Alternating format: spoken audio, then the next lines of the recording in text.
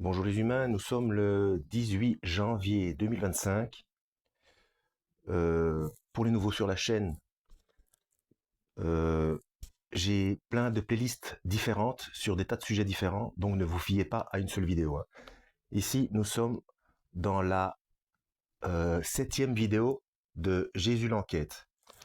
Donc je mettrai cet épisode avec la playlist Jésus l'enquête en description, hein. Si vous voulez comprendre de quoi il s'agit, allez voir la playlist depuis le départ. Selon Marc, chapitre 1, versets 16 à 19, c'est sur le lac de Tibériade que Jésus appelle Jean et son frère Jacques, fils de Zébédée, à le suivre.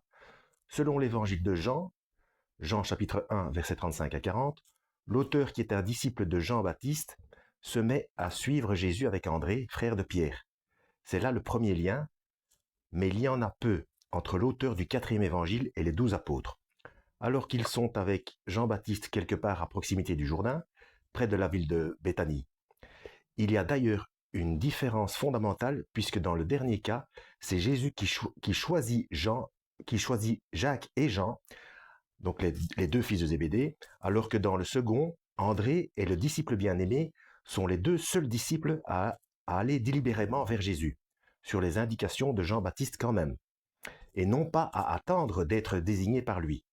Ce que l'on peut dire à la lecture des 4 évangiles, c'est qu'il n'y a que 2 ou 3 moments où le fils de Zébédée et le disciple bien-aimé se retrouvent ensemble, très probablement en Jean chapitre 6, versets 6 à 67, lors du discours du pain de vie à Capharnaüm. C'est très certainement lors de la fameuse scène et également lors du tout dernier chapitre de l'évangile de Jean, où les fils de Zébédée sont mentionnés pour la première et dernière fois.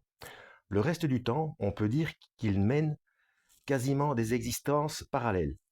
Un dernier exemple, quand Jacques et son frère Jean sont envoyés chez les Samaritains, ils sont rejetés et la mission se conclut par un échec, alors que le disciple bien-aimé décrit un séjour très fructueux de Jésus chez les Samaritains, où grâce à la Samaritaine, avec qui il a parlé au puits de Jacob, il sera pour la première fois accueilli comme le Messie. Alors, chapitre suivant, c'est où la Galilée. La comparaison de l'évangile de Jean avec les 3 évangiles synoptiques montre l'activité de Jésus sous un angle complètement différent. En effet, les synoptiques décrivent une activité qui se déroule essentiellement en Galilée, et Jésus ne monte à Jérusalem pour Pâques qu'à la toute fin de sa vie, afin d'y être accueilli par certains comme le Messie, et d'être mis à mort par les Romains à la demande des autorités du Temple et du Sanhédrin. Dans l'évangile de Jean, Jésus est présent à 5 reprises en 2 ans à Jérusalem. Pour une première, Pâques, Jean chapitre 2 verset 13. Pour une autre fête, dans Jean chapitre 5 verset 1, il ne se montre pas à Pâques pour la 2e année, probablement car il est déjà recherché par les autorités du temple. Mais il est présent à la fête des tabernacles, dans Jean chapitre 7 verset 10, puis à la fête de la dédicace, dans Jean chapitre 10 verset 22, avant bien sûr de revenir pour la Pâque finale, comme dans les autres évangiles. Si l'évangile de Jean emploie l'expression monter à Jérusalem, il emploie aussi une expression qui psychologiquement est peu probable pour un Galiléen parlant d'un autre Galiléen quand il dit en 4 verset 54 que Jésus est venu de Judée en Galilée, ou 1 verset 43 qu'il a voulu se rendre en Galilée. Si bien sûr la Galilée est citée à de nombreuses reprises dans le 4e évangile, le titre de ce paragraphe se veut quelque peu ironique et provoquant.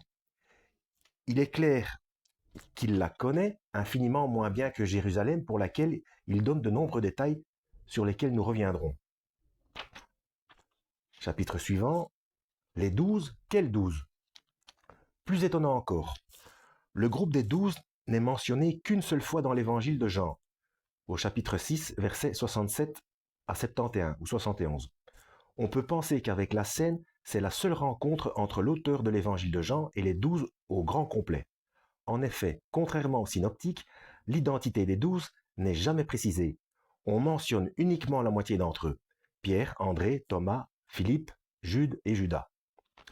Plus étonnant au plan psychologique, alors que Jacques et Jean, fils de Zébédée, sont quasiment toujours mentionnés ensemble par les évangiles synoptiques comme s'ils étaient inséparables. Jacques n'est pas mentionné une seule fois dans l'évangile de Jean. Cela semble tout simplement impossible si l'auteur était Jean, fils de Zébédée. Bah oui, il n'aurait pas mis, entre guillemets, au secret son frère Jacques. Un disciple comme Nathanaël est mentionné dans cet évangile, mais aucun des synoptiques ne le mentionne, pas plus que la rencontre nocturne avec Nicodème et les nombreux débats que Jésus a avec les pharisiens, c'est-à-dire des membres du Sanhédrin et des autorités juives du temple, débats qui pour l'essentiel se déroulent à Jérusalem lors des 5 venues de Jésus dans cette ville. La différence de point de vue est quand même extraordinaire entre des évangiles entièrement basés sur la cohabitation des 12 avec Jésus en Galilée et une seule montée à Jérusalem, et dans le 4e évangile, c'est quelques interactions avec principalement 3 ou 4 membres des 12, ces 2 visites en Galilée et cette focalisation sur 5 séjours de Jésus en Jérusalem. Chapitre suivant, ils n'ont pas le même calendrier. Autre point essentiel, qui a été noté par de nombreux auteurs, c'est que pour les 12, comme pour Jésus, il n'y a aucun doute sur le fait que ce repas qu'on appelle la Cène est bien la fête pascale. Vint le jour des Azimes où l'on devait immoler la Pâque, en Luc chapitre 22, verset 7.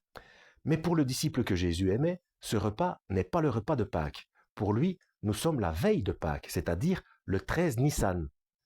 Et ce calendrier est partagé par les prêtres du temple, puisque le lendemain, 14 Nissan, au moment du jugement et de la condamnation de Jésus, ils refusent de rentrer dans la maison de Pilate pour ne pas devenir impurs, ce qui les empêcherait de manger le repas de Pâques. Pilate est donc obligé de sortir vers eux, puis de rentrer avec Jésus pour l'interroger, et de ressortir parler aux envoyés du Sanhédrin. Dans Jean chapitre 18, versets 28 à 38, notons que ce jeu d'entrée-sortie n'est pas décrit dans les synoptiques. Pour les disciples, il n'y a aucun doute. Le repas a lieu le soir de Pâques, donc un 14 Nissan. Or, l'existence d'un décalage d'une journée entre les calendriers liturgiques employés au temple de Jérusalem et ceux employés dans d'autres régions est attestée. Ah, et il y a une petite annotation, c'est attesté dans Claude Trémontant, Le Christ hébreu, la langue et l'âge des évangiles.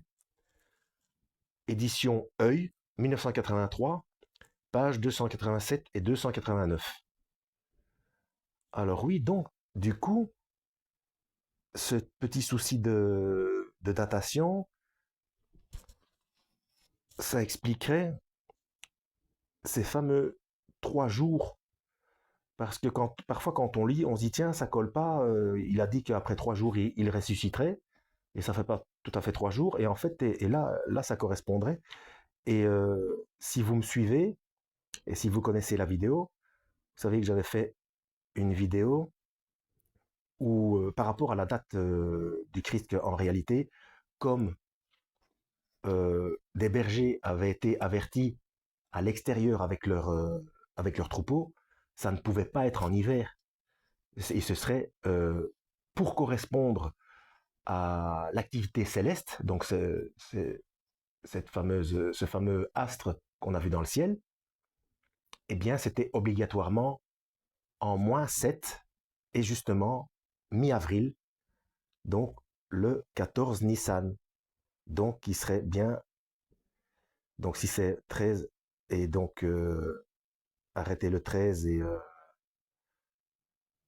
condamner le 14, enfin, ce serait pas étonnant, hein, ce serait pas étonnant qu'il soit décédé à 30 ans pile, non, à 33 ans, pardon, à 33 ans pile, puisque le 33 est très important, c'est aussi un code, donc allez voir ma playlist Perversion des codes de Dieu, c'est aussi un code qui a été volé par Lucifer, hein, donc le 33, donc le 33e degré en franc-maçonnerie, les Illuminati, etc. Hein.